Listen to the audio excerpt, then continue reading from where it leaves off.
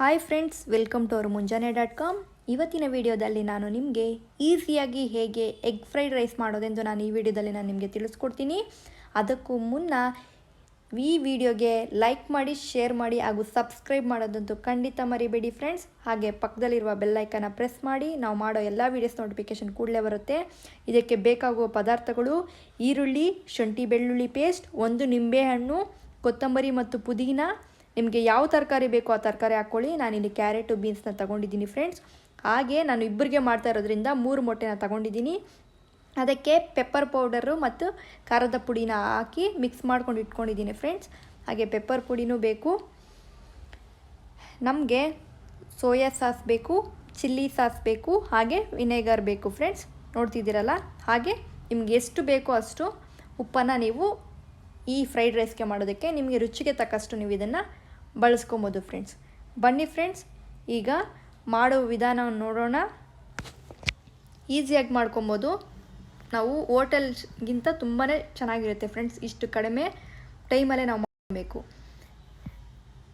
ಒಂದು 4 ಸ್ಪೂನ್ ಎಣ್ಣೆ ಹಾಕ್ಕೋಬೇಕು. ಎಣ್ಣೆ ಕಾದ ನಂತರ ಅದಕ್ಕೆ ಸಾಸಿವೆ ಹಾಕ್ಕೋಬೇಕು. ನಿಮ್ಗೆ ಎಷ್ಟು ಬೇಕೋ ಅಷ್ಟು ಸಾಸಿವೆ ಹಾಕ್ಕೊಳ್ಳಿ. ಗೊತ್ತಾಗುತ್ತಲ್ಲ ನಿಮ್ಗೆ ಅಂದಾಜಿಗೆ ಅಡುಗೆ ಮಾಡೋರಿಗೆ. ಆ ಸಾಸಿವೆ ಚಿಟ ಚಿಟ ಅಂದ ತಕ್ಷಣ ಈರುಳ್ಳಿ, ಹಚ್ಚಿಟ್ಕೊಂಡಿರೋ ಈರುಳ್ಳಿನ ನಾವು ಅದಕ್ಕೆ ಹಾಕ್ಕೊಂಡು ರೋಸ್ಟ್ ಮಾಡ್ಕೊಬೇಕು ಫ್ರೆಂಡ್ಸ್. ನೀಟಾಗಿ ರೋಸ್ಟ್ ಆದರೆ ನಮಗೆ ತಿನ್ನೋದಕ್ಕೆ ಚೆನ್ನಾಗಿರುತ್ತೆ ಫ್ರೆಂಡ್ಸ್. ನೋಡಿ, ಈ ಥರ ನೀಟಾಗಿ ರೋಸ್ಟ್ ಮಾಡ್ಕೊಬೇಕು. ಇದು ರೋಸ್ಟ್ ಆದ ತಕ್ಷಣ ನಾವು ಮೆಣಸಿನ್ಕಾಯಿನ ಹಾಕ್ಕೋಬೇಕು. ಮೆಣಸಿನ್ಕಾಯಿ ನಾವು ಉದ್ದುದ್ದ ಯಾಕೆ ಕಟ್ ಮಾಡ್ಕೊಂಡಿದ್ದಾವಂದರೆ ತಿನ್ನೋದಾಗೆ ಬಾಯಿಗೆ ಸಿಕ್ಕಿದ್ರೆ ತುಂಬ ಖಾರ ಆಗೋಗುತ್ತೆ. ಅದಕ್ಕೆ ನಾವು ಉದ್ದುದ್ದ ಕಟ್ ಮಾಡ್ಕೊಂಡಿದ್ದೀವಿ. ಇದು ರೋಸ್ಟ್ ಆದ ತಕ್ಷಣ ಶುಂಠಿ ಬೆಳ್ಳುಳ್ಳಿ ಪೇಸ್ಟು ನಾನು 1 ಸ್ಪೂನ್ ಆಗೋಷ್ಟು, ದೊಡ್ಡ ಸ್ಪೂನಲ್ಲಿ 1 ಸ್ಪೂನ್ ಆಗೋಷ್ಟು ಹಾಕ್ಕೊಂಡು ಮಿಕ್ಸ್ ಮಾಡ್ಕೊತಾ ಇದ್ದೀನಿ ಫ್ರೆಂಡ್ಸ್. ಯಾಕಂದರೆ ಹಸಿ ವಾಸನೆ ಹೋಗಬೇಕು. ಇದೆಲ್ಲ ರೋಸ್ಟ್ ಆದ ತಕ್ಷಣ ಹಚ್ಚಿಟ್ಕೊಂಡಿರೋ ಬೀನ್ಸ್ನ ಹಾಕ್ಕೊತಾ ಇದ್ದೀನಿ. ಇದು ಹಾಕ್ಕೊಂಡು ನೀಟಾಗಿ 1 to 2-3 ಮಿನಿಟ್ಸು ನೀಟಾಗಿ ರೋಸ್ಟ್ ಮಾಡ್ಕೊಬೇಕು. ನಂತರ ಕ್ಯಾರೆಟ್ನ ಹಾಕ್ಕೊತಾ ಇದ್ದೀನಿ.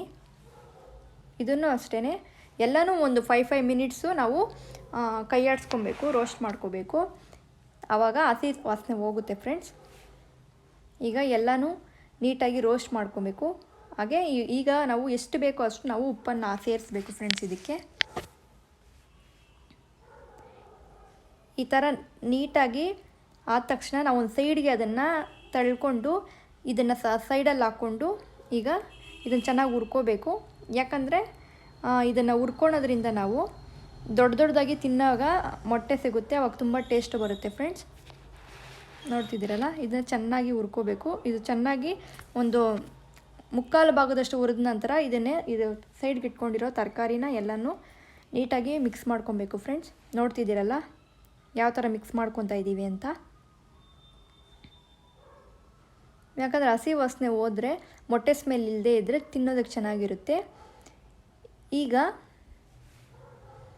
ಈ ಥರ ಕನ್ಸಿಸ್ಟೆನ್ಸಿ ಬಂದಮೇಲೆ ಗರಂ ಮಸಾಲ ಹಾಕ್ಕೋಬೇಕು ಮತ್ತು ಚಿಕನ್ ಮಸಾಲನೂ ಹಾಕ್ಕೋಬೇಕು. ನಿಮ್ಗೆ ಎಷ್ಟು ಬೇಕೋ ಅಷ್ಟು ಗರಂ ಮಸಾಲ, ನಿಮ್ಗೆ ಎಷ್ಟು ಬೇಕೋ ಅಷ್ಟು ಚಿಕನ್ ಮಸಾಲ, ಸೋಯಾ ಸಾಸು 2 ಮುಚ್ಚಳ ಹಾಕ್ಕೋಬೇಕು.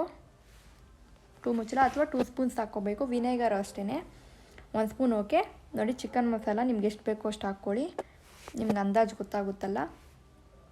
ಇದನ್ನ ಈಸಿಯಾಗಿ ಬ್ಯಾಚುಲರ್ಸು ರೂಮಲ್ಲಿ ಮಾಡ್ಕೋಬೋದು. ಔಟ್ಸೈಡು ತಿನ್ನೋದ್ರಿಂದ ನಮ್ಗೆ ಎಲ್ತ್ ಹಾಳಾಗ್ಬೋದು. ಇಲ್ಲಿ ಮನೆಯಲ್ಲೇ ನಾವು ನೀಟಾಗಿ ಮಾಡ್ಕೊಳೋದ್ರಿಂದ ಯಾವುದೇ ಥರ ಎಲ್ತ್ ಹಾಳಾಗಲ್ಲ. ಹೀಗೆ ಅನ್ನನ ನಮ್ಗೆ ಎಷ್ಟು ಬೇಕೋ ಅಷ್ಟು ಅನ್ನ ಹಾಕ್ಕೊಂಡು ಮಿಕ್ಸ್ ಮಾಡಿಕೊಂಡ್ರೆ ಈ ಥರ ಈಸಿಯಾಗಿ egg fried rice ready friends. Subscribe ಮಾಡಿ ಫ್ರೆಂಡ್ಸ್, ಪ್ಲೀಸ್ ಫ್ರೆಂಡ್ಸ್, ಸಬ್ಸ್ಕ್ರೈಬ್ ಮಾಡಿ, ಲೈಕ್ ಮಾಡಿ ಹಾಗೂ ಶೇರ್ ಮಾಡಿ ಫ್ರೆಂಡ್ಸ್. Thank you.